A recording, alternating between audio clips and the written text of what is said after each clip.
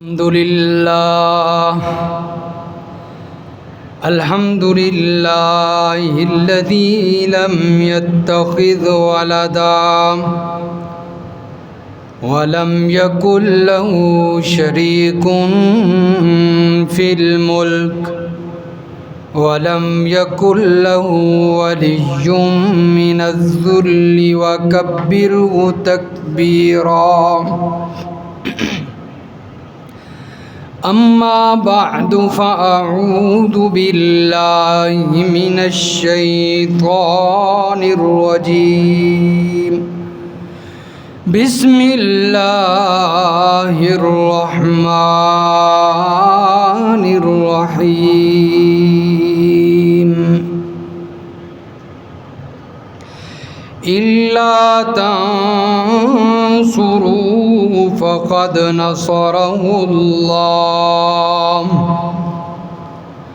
إذ أخرجه الذين كفروا ثاني اثنين إذ هما في الغار إذ يقول لصاحبه لا تحزن إن الله معنا.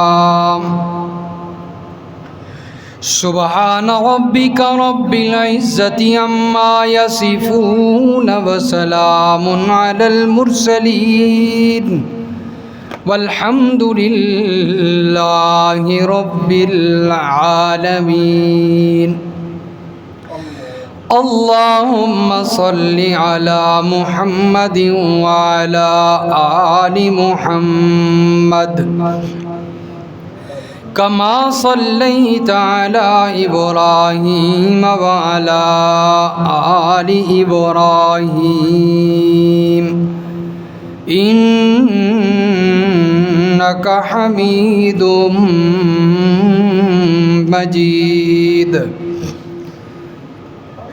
اللهم بارك على محمد وعلى آل محمد كما باركت على إبراهيم وعلى آل إبراهيم إنك حميد مجيد.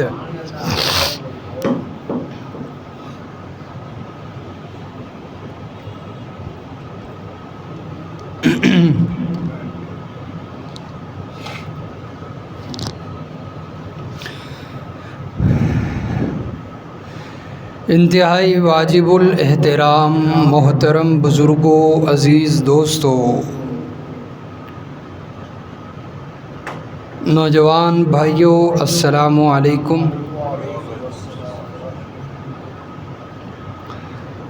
گزشتہ جمعۃ المبارک پہ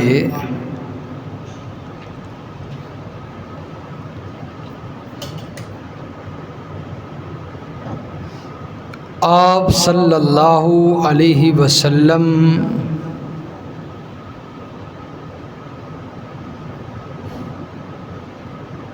اور صحابہ کرام نے اللہ کے حکم پر جو مکہ سے مدینہ کی طرف ہجرت فرمائی،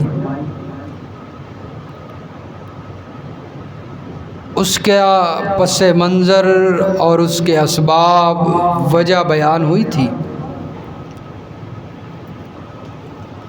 اور پھر آپ صلی اللہ علیہ وسلم کا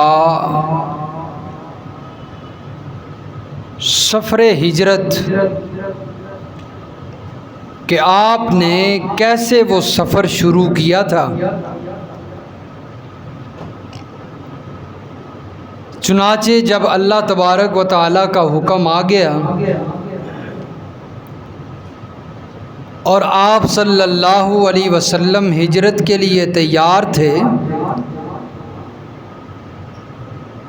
رات کو آپ نے ہجرت کرنی تھی اور سفر شروع فرمانا تھا کہ باہر نکل کے دیکھا کفار نے آپ کے گھر کا محاصرہ کیا ہوا ہے اور آپ کو قتل کرنے کے لیے تیار کھڑے ہیں کہ جب اللہ کے پیغمبر گھر سے باہر نکلیں گے، سفر شروع کریں گے تو ہم اپنا کام پورا کر لیں گے۔ تو اللہ کے پیغمبر نے فرمایا، جبریل یہ تو سارے کفار میرے قتل کرنے کے درپے ہیں اور تیار ہیں، اب یہاں سے ان کے محاصرے سے کیسے بچ نکلوں؟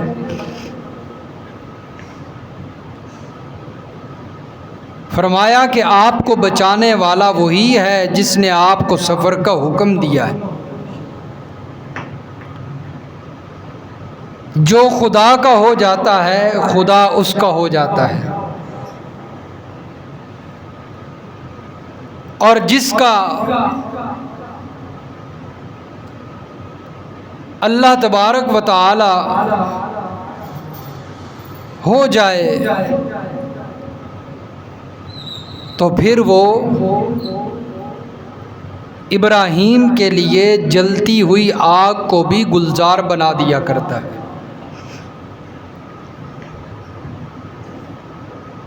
اور اسماعیل کو تیز چھری کے نیچے چھری کے چلنے کے باوجود اسماعیل کو بچا لیا کرتا ہے،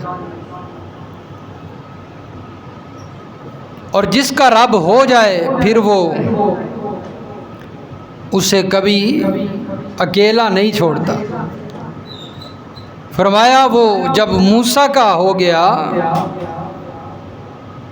تو چلتے ہوئے دریا کے اندر رستے بنا کر موسیٰ علیہ السلام کو بھی بچا لیا کرتا ہے۔ تو میرے پیغمبر آپ کو بھی اللہ اس محاصرے سے بچائے گا۔ اپنی مٹھی کو بھریں مٹی کے ساتھ اور پھینکیں اور رب کا قرآن پڑھیں۔ فرمایا وَجَعَلْنَا مِن بَيْنِ أَيْدِيهِمْ سَدًّا وَمِنْ خَلْفِهِمْ سَدًّا فَأَغْشَيْنَاهُمْ فَهُمْ لَا يُبْصِرُونَ۔ کہیں سبحان اللہ، قرآن سن کر سبحان اللہ کہا کریں۔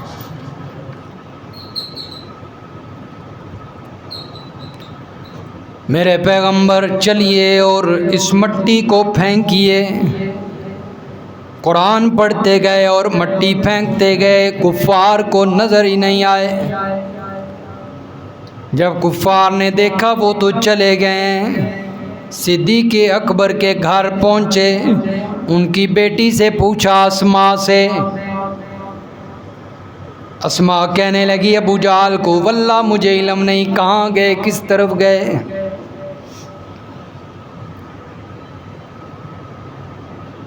ابو جہل نے غصے میں آ کر اس کو تھپڑ مارے۔ حضرت اسماء ابو بکر صدیق رضی اللہ تعالیٰ عنہ کی بیٹی ہے۔ حضرت اسماء فرماتی ہیں اتنی زور سے میرے کان پہ تھپڑ پڑا جس کی وجہ سے میری کان کی بالی بھی ٹوٹ گئی، لیکن اسماء کہتی ہیں میں نے اپنے پیغمبر اور اپنے والد کا پتہ نہیں بتایا، مار برداشت کر لی ہے۔ تو ایک شاعر ہے پنجابی کا، وہ حضرت اسماء کے اس جارحانہ انداز کو اپنے شعر کے اندر لکھتا ہے، کہتا ہے اسماء بی بی تھپڑ کھاوے، اسماء بی بی تھپڑ کھاوے، پر سائیں دے بارے کچھ نہ ڈساوے۔ اللہ کے نبی کے بارے میں نہیں بتایا، سائیں دے بارے کچھ نہ ڈساوے، بو جہال اگے اسماء دا انداز جارحانہ لگدا ہے۔ بڑا نرالا انداز، جس طرح بندہ اکڑ کے نہیں کھڑا ہو جاتا. مجھے نہیں پتا. نبی علیہ الصلوۃ والسلام کو ڈھونڈتے ڈھونڈتے کافر غار تک پہنچ گئے. اللہ کے نبی غار میں پہنچے ہیں. صدیق اکبر اپنے کندھوں سے نبی کو اتارتے ہیں. کہا یا رسول اللہ یہیں کھڑے ہو جائیے، میں اندر جاتا ہوں، غار میں صفائی کر کے آتا ہوں. ہاں، جہاں نبی نے آنا ہو وہاں پر صفائی کی بھی ڈیوٹی کس کی لگی ہوئی ہے؟ تو اس دل کے اندر بھی جب تک صدیق اکبر جس دل کی صفائی نہ کر دے اس وقت تک نبی، جب تک صدیق کی محبت دل میں نہیں ہوگی تو نبی کی محبت نہیں آ سکتی. یا رسول اللہ میں صفائی کر کے آتا ہوں. نبی علیہ الصلوۃ والسلام کو صفائی کر کے لے گئے، اندر جا کر بیٹھے. اللہ کے نبی تھک چکے ہیں، سفر کر کر کے 3 میل چڑھائی ہے. حضرت ابوبکر صدیق کندھوں پر لے کر نبی علیہ السلام کو چڑھے اوپر. 3 میل چڑھائی تھوڑا سفر نہیں ہے. آج اکیلا بندہ آج نہیں چڑھتا، بڑا مشکل کام ہے. اس وقت کا دور آپ اندازہ لگائیں، 1500 سال پہلے کیا حالات ہوں گے. اب منڈی باولدین کو دیکھ لیں، کچھ سال 1500 نہیں، کچھ 100 سال پیچھے چلے جائیں تو اس کا یہ جو ابھی اس وقت یہ انداز ہے اس وقت نہیں ہوگا. اس وقت یہاں پر پتہ نہیں کیا ہوگا. تو حضرت ابوبکر صدیق لے کر چڑھ گئے. نبی علیہ الصلوۃ والسلام کو فرمایا میرے محبوب تشریف رکھیے اور لیٹ جائیے. ابوبکر صدیق سرحانہ کہاں ہے؟ صدیق اکبر کہتے ہیں یا رسول اللہ میں بیٹھتا ہوں، میری گود میں سر رکھیے. نبی علیہ الصلوۃ والسلام نے صدیق اکبر کی گود میں سر رکھا ہے اور نیند کی آغوش میں چلے گئے، سو گئے. میرے دوستو یاد رکھنا، مسئلہ بھی سنتے جائیے. جو سو جائے، جو نیند میں چلا جائے، جس کو نیند آ جائے وہ مشکل کشا نہیں ہوتا، وہ الہ نہیں ہوتا، وہ حاجت روا نہیں ہوتا، وہ مسجود نہیں ہوتا، وہ نظر و نیاز کے لائق نہیں ہوتا. نظر و نیاز کے لائق، منت منوتی کے لائق، حاجت روا مشکل کشا داتا و دستگیر وہ ہے جس کی صفت قرآن میں موجود ہے، لا تأخذہ سنۃ ولا نوم. اس کو نیند بھی نہیں آتی، اونگ بھی نہیں آتی. اللہ کے نبی سو گئے. علامہ ابن حجر اسقلانی رحمہ اللہ فرماتے ہیں نبی علیہ الصلوۃ والسلام کا سر مبارک، چہرہ مبارک صدیق اکبر کی گود میں یوں لگ رہا تھا جیسے رحل میں کسی نے قرآن کھول کے رکھ دیا ہو. سبحان اللہ کو اللہ دے بندے ٹس تو مس نہیں ہونا. دل کو بات لگے تو بلند آواز سے اظہار کر دیا کریں، اس کا کہہ دیا کریں سبحان اللہ. نیکیاں بڑھیں گی. زیادہ زور لگتا ہے سبحان اللہ کرتے ہیں؟ زیادہ زور لگتا ہے یا کھانا کو نہیں کھا کے آتے ہیں؟ میں بھی بغیر کھانے کے یہاں بیٹھتا ہوں، جمعے کے بعد ہی کھاتا ہوں. تو ساتھ مل کر میرے جو ہے وہ چلتے رہا کریں، اظہار کیا کریں. اگر دل کو بات لگے نا اظہار کر دیا کریں سبحان اللہ کے ذریعے. کبھی آپ نے دیکھا ہے جب کنجروں کی محفلیں لگی ہوتی ہیں تو کتنے آگے بیٹھ کے ناچ رہے ہوتے ہیں، موج میں ہوتے ہیں، مستی میں ہوتے ہیں، اور یہاں رب کا قرآن پڑھا جا رہا اور آپ بالکل کہیں سبحان اللہ. نبی علیہ الصلوۃ والسلام سوئے ہوئے. صدیق اکبر فرماتے ہیں 1-2 سوراخ رہ گئے تھے،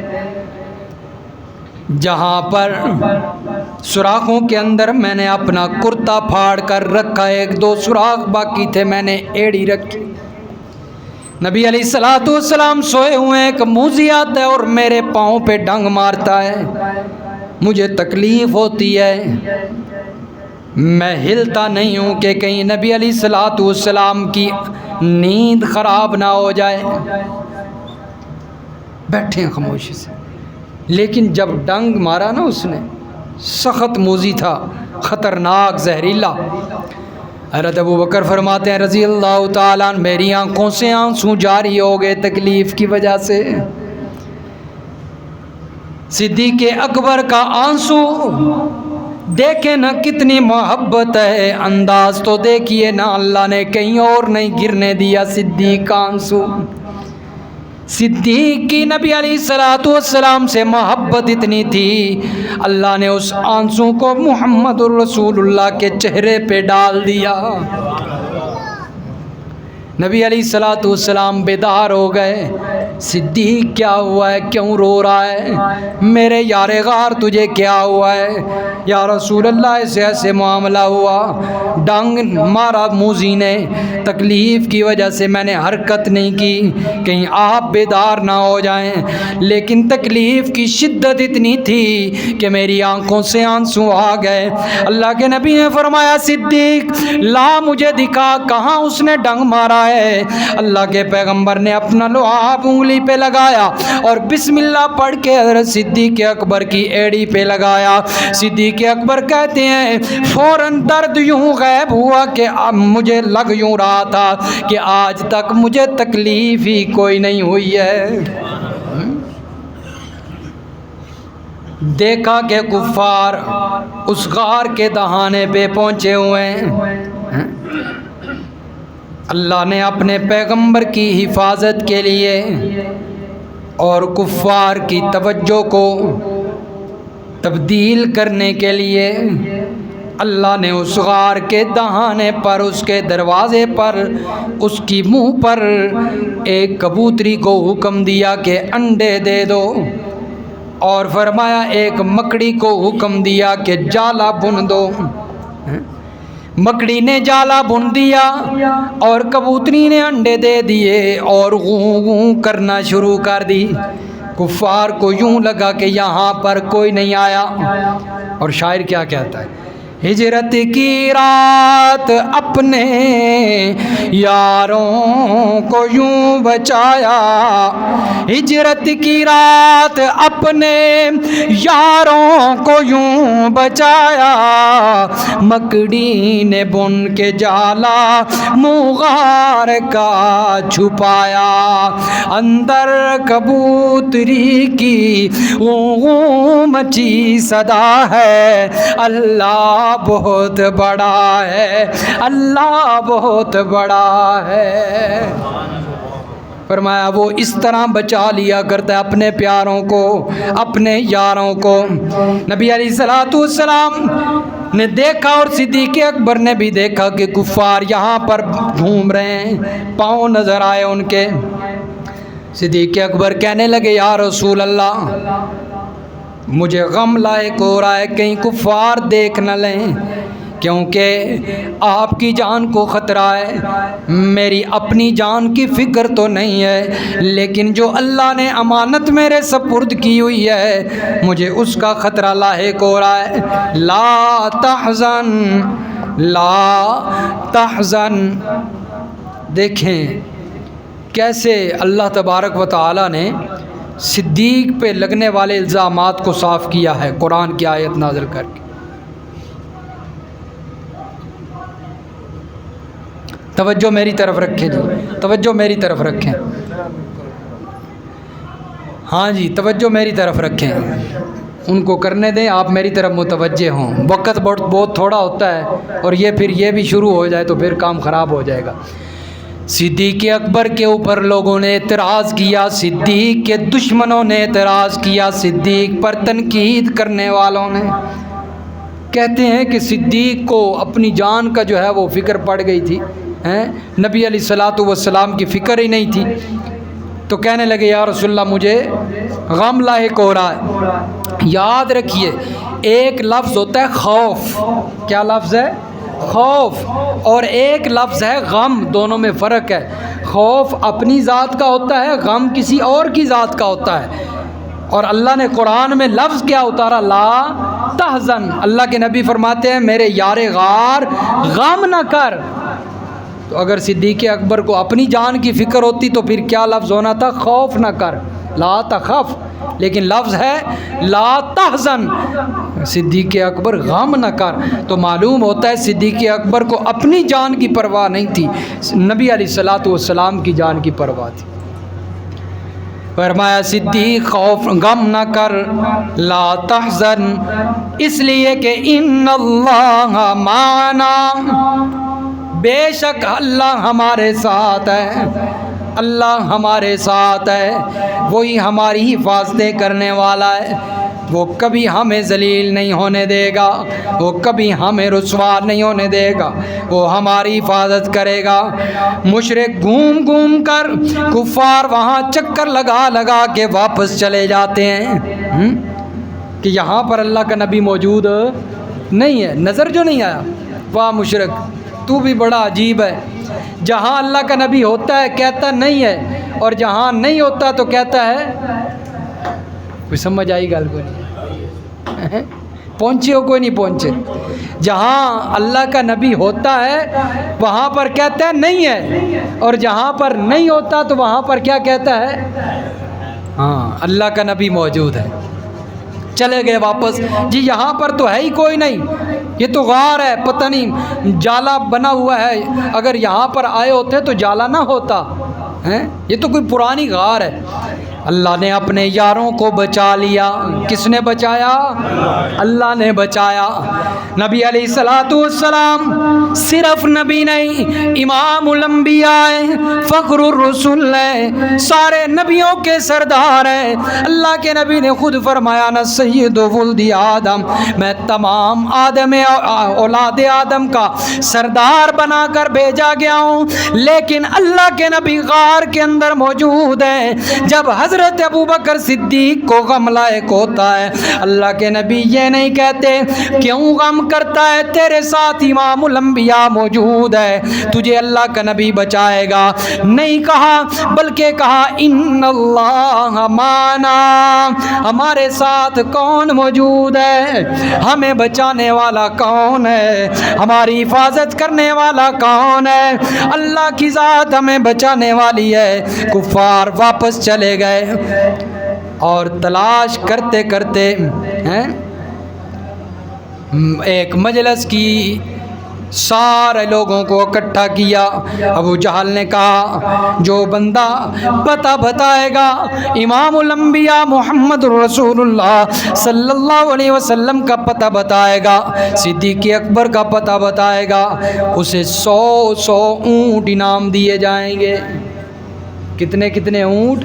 100 اونٹ اللہ کے نبی کا پتہ بتانے پر، اور 100 اونٹ اللہ کا پیغمبر کے صلی اللہ علیہ وسلم کے یار غار صدیق اکبر کے بتانے پر۔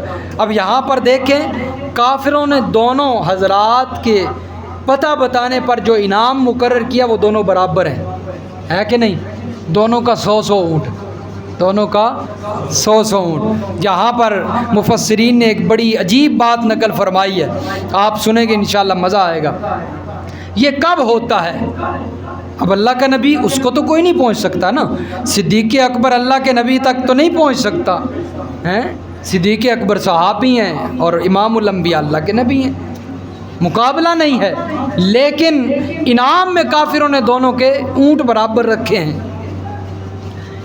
یہ اس وقت ہوتا ہے جب ایک انسان دوسرے کے رنگ میں رنگا جائے۔ صدیق اکبر نبی علیہ الصلوۃ والسلام کی محبت میں، اتباع میں، سنت میں اتنے رنگے گئے تھے کہ دونوں کا انعام ایک ہی رکھ دیا، دونوں کا انعام ایک ہی رکھ دیا۔ اب مثال سنیں، میرے استاذ مکرم علامہ بندیالوی صاحب یہاں پر ایک مثال بڑی خوبصورت دیتے ہیں سمجھانے کے لیے۔ فرماتے ہیں ایک دودھ ہے، کیا ہے؟ دودھ، اور ایک طرف پانی پڑا ہوا ہے، دونوں برابر ہیں؟ دودھ کی قیمت وہی ہوگی جو پانی کی ہے، یا پانی کی وہی قیمت ہوگی جو دودھ کی ہے؟ نہیں، دودھ قیمتی چیز ہے، پانی کو پوچھنے والا یعنی قیمتاً نہیں ملتا۔ دودھ کے مقابلے میں پانی کی قیمت نہیں ہے، لیکن جب اسی پانی کو دودھ کے اندر ڈال دیا جائے قیمتیں برابر ہو جائیں گی کہ نہیں؟ کیونکہ وہ پانی اب دودھ کے رنگ میں رنگ دیا گیا ہے۔ اسی طرح فرمایا ابو بکر صدیق کی قیمت بھی وہی لگائی، حالانکہ صدیق اکبر کی وہ قیمت نہیں جو اللہ کے نبی کی قیمت ہے۔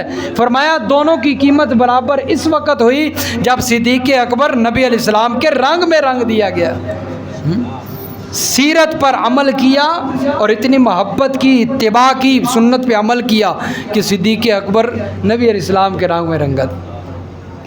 فرمایا صدیق تو وہ ہے نبی علیہ الصلوۃ والسلام کے دفاع کے اندر، فرمایا بڑی قربانیاں دی ہیں صدیق اکبر نے رضی اللہ تعالیٰ عنہ۔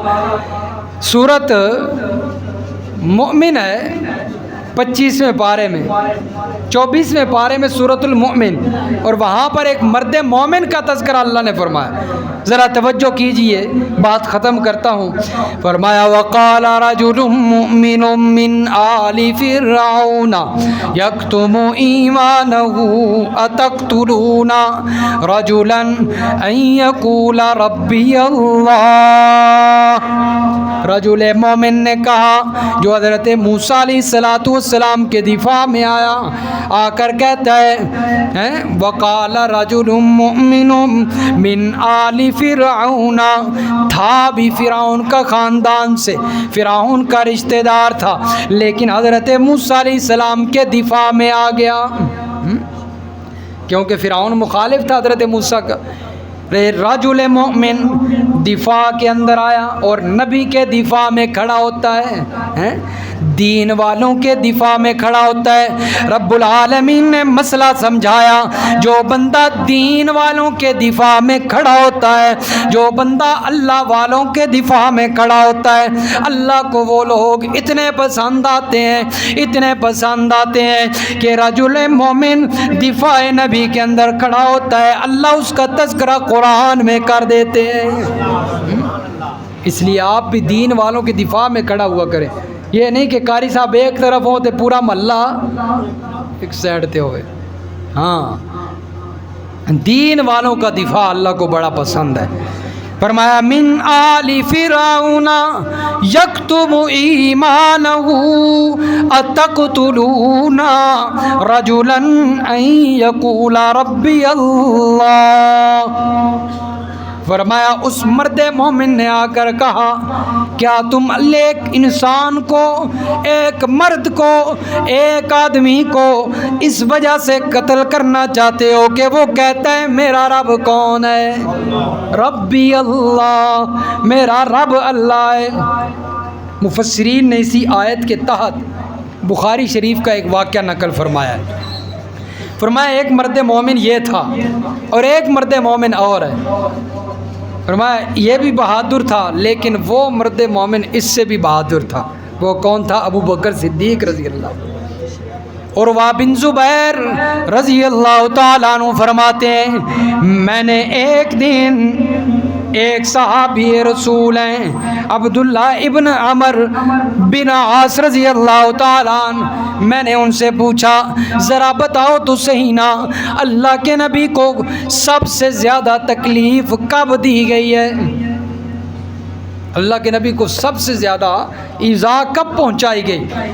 وہ فرماتے ہیں نبی علیہ الصلوۃ والسلام ایک دن سین کعبہ کے اندر کھڑے ہو کر نماز پڑھ رہے تھے، ایک کافر آتا ہے، میرے نبی کا ایک دشمن آتا ہے اور اس کا نام ہے نبی علیہ الصلوۃ والسلام کا دشمن کا عقبہ بن نبی معیط، آ کر اللہ کے نبی کے کندھے کو پکڑتا ہے، یوں جھٹکتا ہے اور اللہ کے نبی کے گلے کے اندر، گردن کے اندر کپڑا ڈال کر گھونٹتا ہے، زور لگاتا ہے، اللہ کے نبی کو تکلیف ہوتی ہے۔ ابو بکر صدیق رضی اللہ تعالیٰ عنہ آ گئے، اس کافر کو دھکا دیا اور نیچے پھینک دیا، اللہ کے نبی کو اپنے سینے سے لگا لیا اور باقی کافر بھی اکٹھے ہو گئے۔ جس وقت دیکھا کہ ہمارے ساتھی کو دھکا دیا ہے، سارے اکٹھے ہو کر نبی علیہ الصلوۃ والسلام کی طرف بڑھے، ابو بکر صدیق کی طرف بڑھے۔ حضرت ابو بکر فرماتے ہیں میں نبی علیہ السلام کے اوپر لیٹ گیا، وہ کافر ضربیں لگاتے تھے اور وہ ساری ضربیں میں نے اپنے جسم پر برداشت کی ہیں، لیکن نبی علیہ الصلوۃ والسلام کو آج تک نہیں آنے دی۔ میں لیٹا رہا، مار کھاتا رہا۔ لوگوں نے سمجھا صدیق اکبر ختم ہو گیا ہے، کہتے ہیں میں بے ہوش ہو گیا، خون بہنا شروع ہو گیا۔ جس وقت وہ چلے گئے صحابہ کرام آ گئے، مجھے اٹھایا اور میرے گھر لے گئے۔ میرے گھر والے بڑے پریشان ہیں، میں چارپائی کے اوپر لیٹا ہوا ہوں، زخموں سے نہ ڈھالوں۔ میری ماں دودھ کا پیالہ لے کر کھڑی ہے، کب میرے بیٹے کو ہوش آتی ہے اور میں دودھ پلا دوں۔ صدیق اکبر فرماتے ہیں جب مجھے ہوش آیا میرے گھر والوں نے کہا لو دودھ پی لو، دودھ پی لو، ٹکور ہوگی، کچھ آرام آ جائے گا تکلیف میں۔ صدیق اکبر کہتے ہیں میں نے دودھ نہیں پیا، مجھے دودھ پینے سے سکون نہیں ملے گا، جلدی جلدی مجھے لے چلو، جب تک میں اپنے محبوب کو نہ دیکھ لوں مجھے چین نہیں آئے گا۔ دو بندوں نے سہارا دیا اور صدیق اکبر پاؤں گھسیٹ گھسیٹ کر نبی علیہ السلام کے پاس چلے گئے۔ نبی علیہ الصلوۃ والسلام نے دیکھا میرا یار آ رہا ہے، اللہ کے نبی کھڑے ہو جاتے ہیں، صدیق تو زخموں سے نہ ڈال ہے، پڑا رہتا نہ چارپائی بے سکون کرتا۔ صدیق اکبر کہنے لگے یا رسول اللہ کیسے ہو سکتا ہے، جب تک میں آپ کو دیکھ نہ لوں مجھے سکون کیسے مل سکتا ہے۔ تو صدیق اکبر تو نبی پر جان فدا کرنے والا تھا، صدیق اکبر کا سارا خاندان ہی میرے پیغمبر کا وفادار تھا۔ لوگ کیسے کہہ سکتے ہیں کہ صدیق اکبر نے نبی علیہ الصلوۃ والسلام کی اولاد سے ظلم کیا ہے؟ یہ کبھی نہیں ہو سکتا، ہم نہیں مانتے اس بات کو۔ جو اس نبی پر جان نچھاور کرنے والا ہے وہ اس کی اولاد سے محبت کرے گا یا اس پر ظلم کرے گا؟ ہاں، انہوں نے محبتوں کو چھپا کر نفرتوں کو ہوا دی اور لوگوں تک نفرتیں بتائیں، محبتوں کو چھپا دیا۔